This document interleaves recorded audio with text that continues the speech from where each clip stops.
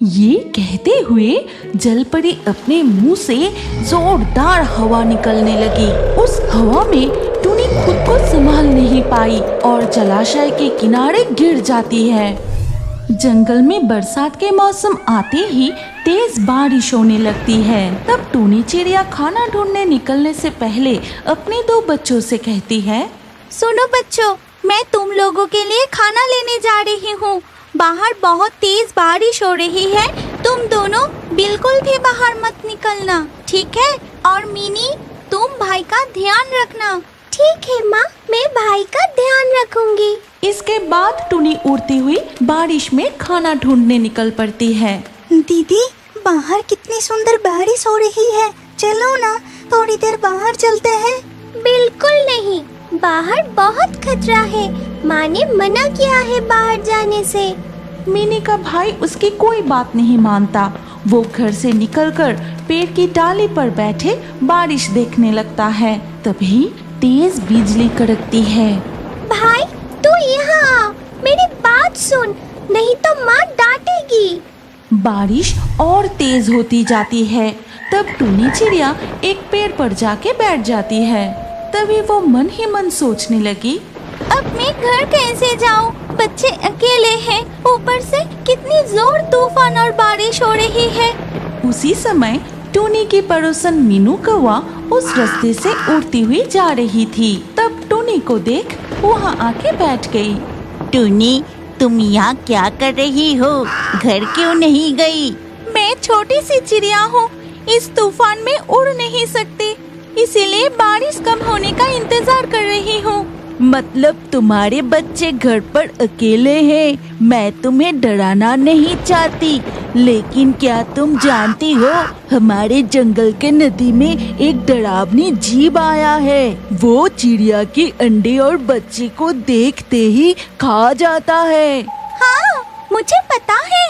कल सुबह जब मैं खाना ढूंढने निकली थी, तब मैंने देखा। फिर टुनी मीनू कौवा को पूरी घटना बताने लगती है।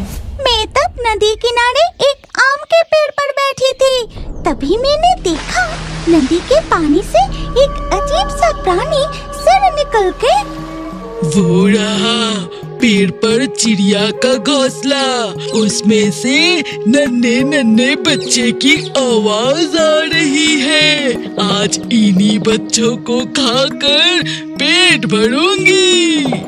ये कहते ही जलपरी जादू करके वो घोंसला नदी किनारे बिल्कुल अपने सामने ले आई। फिर उन नन्हे बच्चों को पकड़कर खाने लगती है।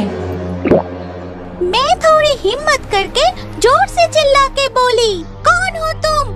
इन बच्चों को छोड़ दो, इन्हें मत खाओ, कहती हूँ छोड़ दो इन्हें। ये सुनकर जलपरी टुनी से कहती है, एक पिद्दी सी चिड़िया मुझे धमकी दे रही है। याद रखना, अगर मौका मिला तो तुझे भी नहीं छोड़ूंगी।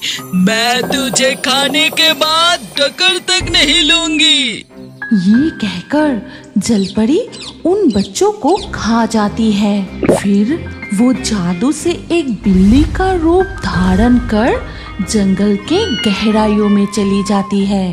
क्या कह रही हो? वो जीव अपना रूप भी बदल सकता है? मैंने तो सुना था वो सिर्फ पानी में रहता है और चिड़िया के अंडे और बच्चे को खा जाता है। तब बारिश थोड़ी कम हो गई थी। ये देखकर टुनी ने मीनू कौवा से कहा, मीनू कौवा, अब मैं अपने घर लौटती हूँ, बहुत देर हो गई है, पता नहीं बच्चे अब क्या कर रहे होंगे।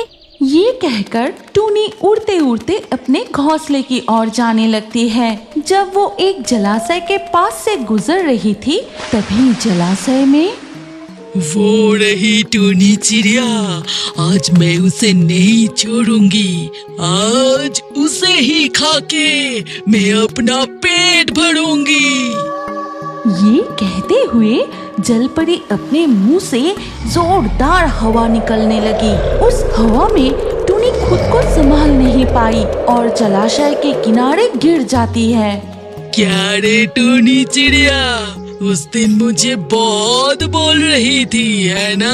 अब तुम मेरी पेट में जा जाएगी। तभी टूनी चिड़िया मन ही मन एक चाल चलती है।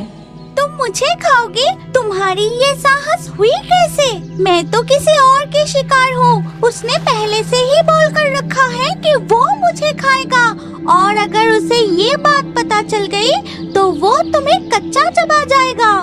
इस जंगल में मुझसे ज्यादा ताकतवर और चालाक कोई नहीं है। कौन है वो? मुझे उसके पास ले चलो। पहले उसे खत्म करूंगी, फिर तुझे खाऊंगी। ठीक है, चलो मेरे साथ। जलपरी जलाशय से निकलकर फिर से बिल्ली का रूप धारण करती है। फिर वो बिल्ली के भेष में जलपरी टूनी चिड़िया के साथ एक गुफा के सामने जाती है। चुप, वो यहीं पर है। क्या मैं चुप रहूं? इस जंगल में मुझसे ताकतवर कौन है? बाहर निकल, मैं तुझे कच्चा चबा के खा जाऊंगी। ठीक तभी गरजते हुए गुफा के अंदर से निकल आई एक बाघ।